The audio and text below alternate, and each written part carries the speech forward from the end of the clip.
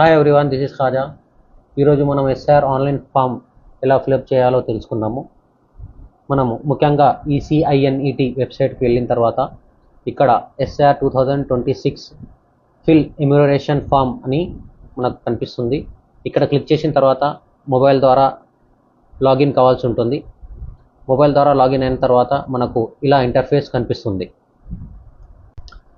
ఇక్కడ Telangana state select చేసుకున్న తర్వాత మన unique identity voter ID card number enter చేయాలి. ఎంటర్ చేసిన తర్వాత సెర్చ్ చేయాలి. మన డీటెయిల్స్ అనేది రిఫ్లెక్ట్ అవుతాయి. ఆ తర్వాత నెక్స్ట్ స్టెప్లో సెలెక్ట్ వన్ కేటగిరీ అని మనకు ఇక్కడ 3 ఆప్షన్స్ కనిపిస్తాయి. అందులో ఫస్ట్ ఆప్షన్ సెలెక్ట్ చేసుకోవాలి. ఎవరిదైతే పేరు ఫాదర్స్ మదర్ లేకపోతే గ్రాండ్ ఫాదర్ గ్రాండ్ మదర్ వాళ్ళ పేరు ఎస్ఆర్ 2002, 2003, 2005లో రిఫ్లెక్ట్ అవుతాయో వాళ్ళ డీటెయిల్స్ అనేది మనం ఎంటర్ చేయాల్సి ఉంటుంది. ఇక్కడ సెర్చ్ చేసిన తర్వాత వాళ్ళ డీటెయిల్స్ అనేవి రిఫ్లెక్ట్ అవుతాయి. ఆ రిఫ్లెక్ట్ వెరిఫై చేసుకున్న తర్వాత మనము దాన్ని నెక్స్ట్ స్టెప్కి తీసుకెళ్ళాలి.